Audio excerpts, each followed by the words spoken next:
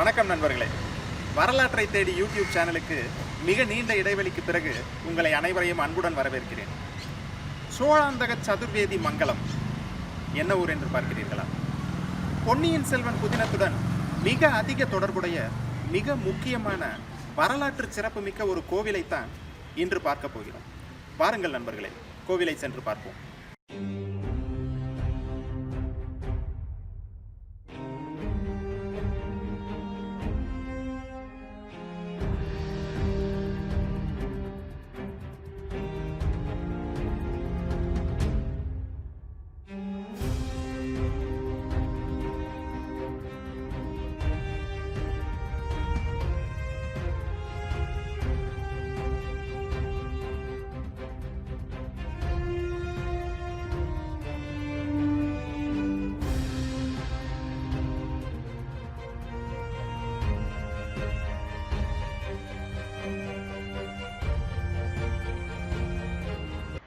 சில ஆயிரம் ஆண்டுகளுக்கு முன்னர் இந்த கோவில் வில்வ மரங்கள் நிறைந்த காட்டினில் கடவுள் சிவன் அருள் புரிவதாக அமைந்துள்ளது.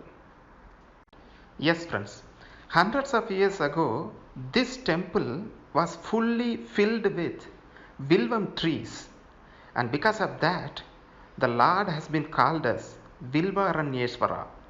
இந்த கோவிலில் உள்ள நந்தி பகவான் சிலை மற்ற கோவில்களை ஒப்பிட்டு பார்க்கும்போது ஒரு குறிப்பிட்ட சிறப்பம்சத்தோடு இருக்கு. அஸ்திர தேவதா என்று அழைக்கப்படக்கூடிய திரிசூல வடிவ அஸ்திர சிலை இந்த நந்திக்கு மிக அருகில் வைக்கப்பட்டிருக்கு. நந்தி பகவான் in this temple has a unique feature which is not available in common across all the Lord Shiva temple. There is one statue in the form of Trisul which is present in front of Nandi Bhagavan. That is nothing but called as அஸ்திர தேவதா. நம்ம கோவிலுக்கு அப்படி என்ன முக்கியமான சிறப்புகள் இருக்கு அப்படின்னு வந்தோம்னா, 1500 வருடங்களுக்கு மேலாக திருமூலநாதர் என்னும் வடிவில் சிவபெருமான் அருள் புரிகின்ற இடம்.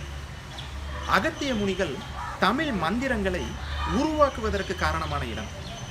பாண்டிய மன்னனின் தொழுநோயை போக்குவதற்கு காரணமான இடம். இன்னும் பல சிறப்புகள். வில்வ மரக்காடுகளால் நிறைந்த இடத்தில் சிவபெருமான் அருள் புரியும் ஒரே ஸ்தலம்.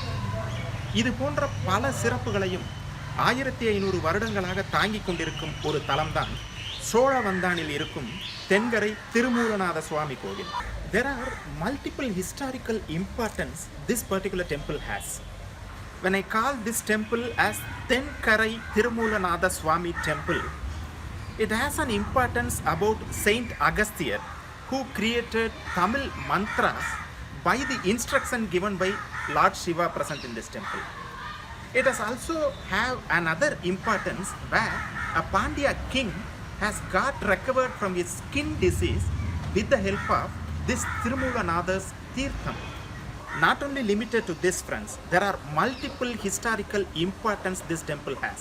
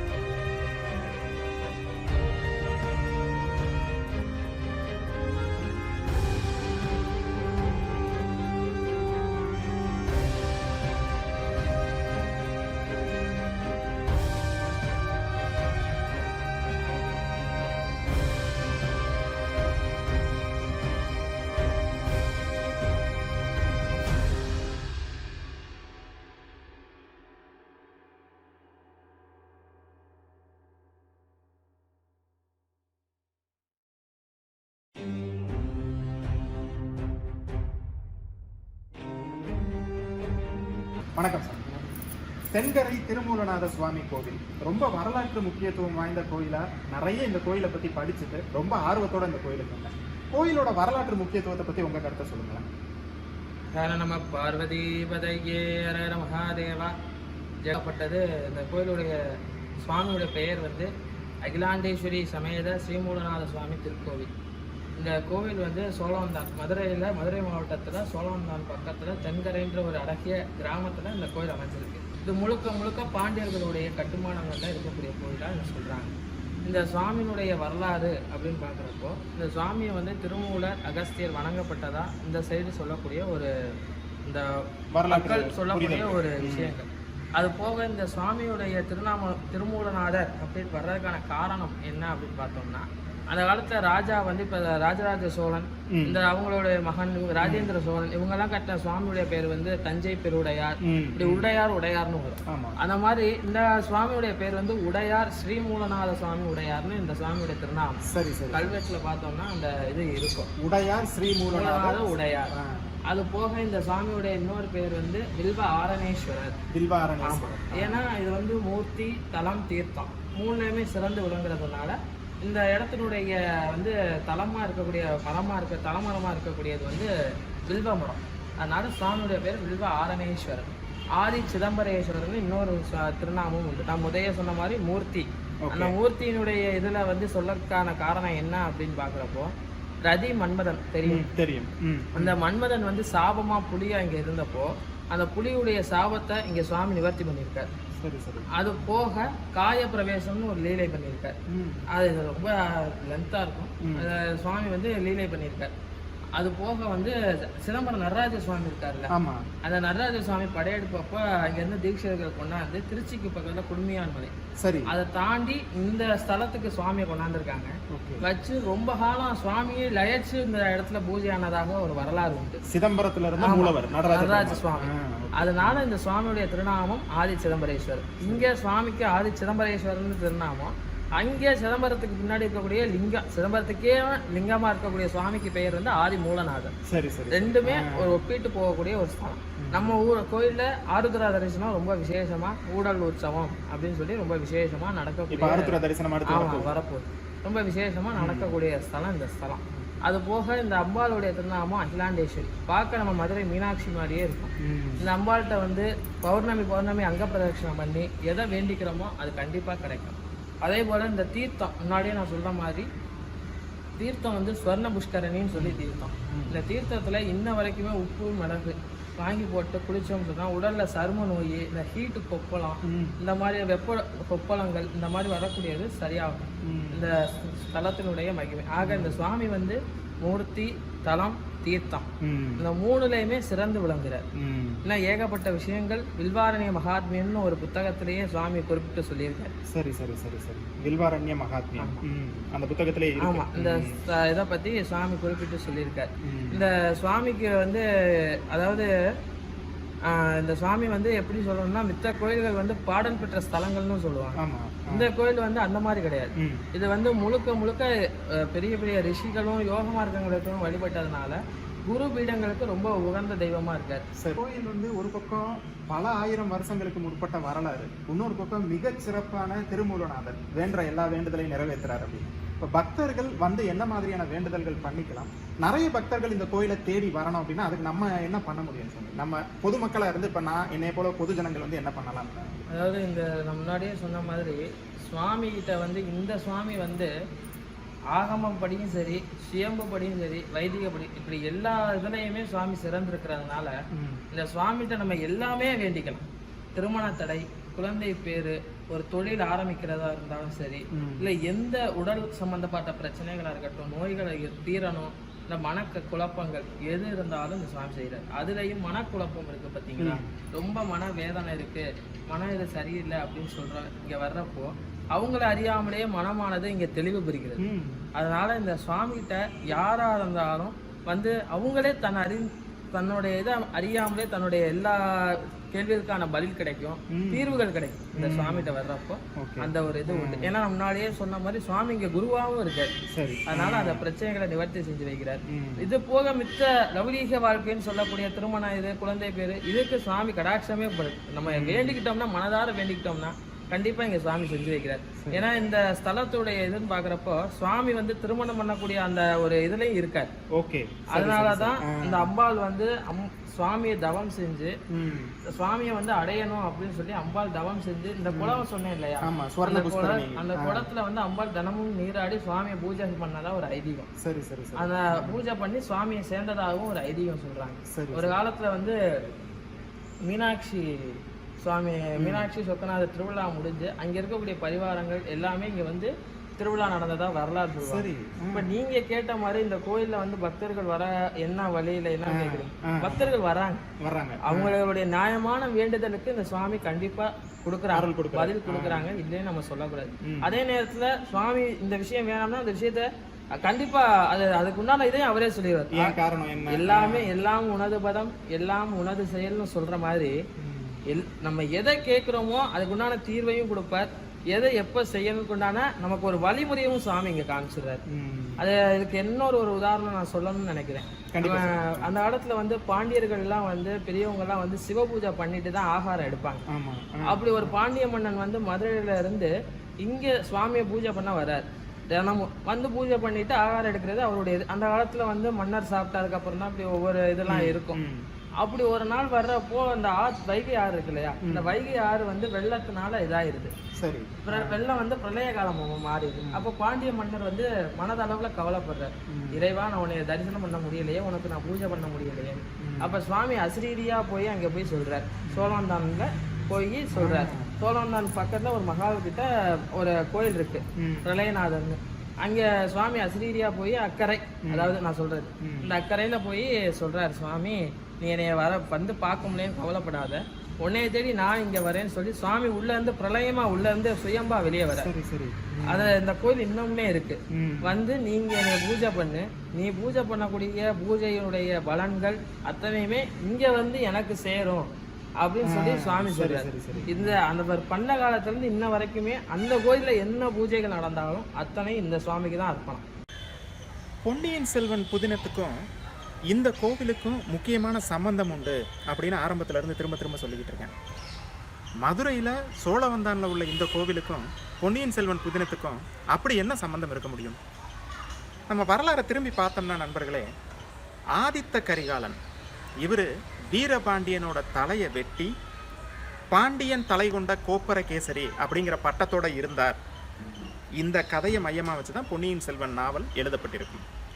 ஆனால் இந்த பொன்னியின் செல்வன் புதினத்தில் ஏன் ஆதித்த கரிகாலன் வீரபாண்டியன் தலையை வெட்டினார், எதற்காக பழி வாங்கினார் அப்படின்னு நம்ம வரலாறு ஆராய்ஞ்சு பார்க்கும்போது யார் இந்த வீரபாண்டியன் அப்படிங்கிற கேள்வி வருது. இந்த வீரபாண்டிய மன்னனின் உண்மையான இயற்பெயர் மாறன் சடையன். இந்த மாறன் சடையன் என்ற மன்னர் முதலில் உத்தமசீலி என்ற முதலாம் பராந்தக சோழனின் 4வது மகனாக உள்ள மன்னனை போரில் வெற்றி கொண்டார். இவர் இப்படி போரில் ஜெயிச்சப்ப இவருக்கு சோழன் தலை கொண்ட பாண்டிய மன்னன், சோழன் தலை கொண்ட வீரபாண்டியன் இப்படியெல்லாம் பட்டப்பெயர்களும் புனைப்பெயர்களும் வைத்து கொண்டார். இன்னும் கிளியராக சொல்லணும்னா, இந்த சோழனை வெற்றி பெற்றதற்காக இவர் ஒரு ஊரையே உருவாக்கினார்.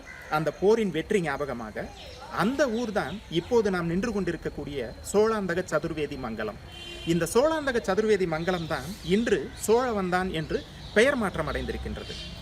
அதனால் ஆதித்த கரிகாலன் போரில் வெற்றி கொண்ட வீரபாண்டியன், ஆதித்த கரிகாலன் போரில் பழிவாங்க காரணமாக இருந்த முக்கியமான நிகழ்வு, அந்த நிகழ்வின் கதாநாயகனாக திகழ்ந்த வீரபாண்டிய மன்னன், மாறன் சடையன் என்ற இயற்பெயர் கொண்ட அந்த வீரபாண்டிய மன்னன், அவர் 930ஆம் ஆண்டுகளில் பாண்டிய நாடு என்று அழைக்கக்கூடிய மதுரையை ஆட்சி புரிந்த போது கட்டிய கோவில்தான் இந்த முக்கியமான தென்கரை திருமூலநாதர் திருக்கோவில். இதுதான் நண்பர்களே பொன்னியின் செல்வனுக்கும் இந்த தென்கரை திருமூலநாதர் கோவிலுக்கும் உள்ள தொடர்பு. There is an important relationship between the book Ponniyin Selvan and this Tenkarai Tirumulanatha Swami temple. If you check what kind of relationship it is, you can see one of the main hero of Ponniyin Selvan, who is called King Aditya Karikala. And this king has killed Veera Pandya, who is a Pandyan king. When he killed this king, he was giving a reason saying that one of my father's relative got killed by this Pandya king. So as a vengeance, I have killed this Pandya king. So that is the originating incident of Ponniyin Selvan. That particular king, who is called Veera Pandya, his real name is Maran Sadayan. Why he has been killed by Aditya Karikala? Why? Because he has killed Aditya Karikala's father's elder brother. Because he killed Aditya Karikala's elder brother, who is called Uttamasili, then as a personal vengeance, Karikala has killed this particular person. Now, this important king, who is called Veera Pandya, he was ruling the Pandya country, Pandya dynasty, during the 930 years. At least 25 or 17 years or 25 years in the range, he was ruling the Pandya dynasty. During that time, he constructed this temple. Of course, when he constructed this temple, when you see the year of construction, this is just 1000 years old. But when you see the history of this temple, this is going unlimited, more than 2000 plus years old. So that is the key relationship between Ponniyin Selvan as well as this Tirumuda Nadar temple, which is located in Cholavandan in Madurai.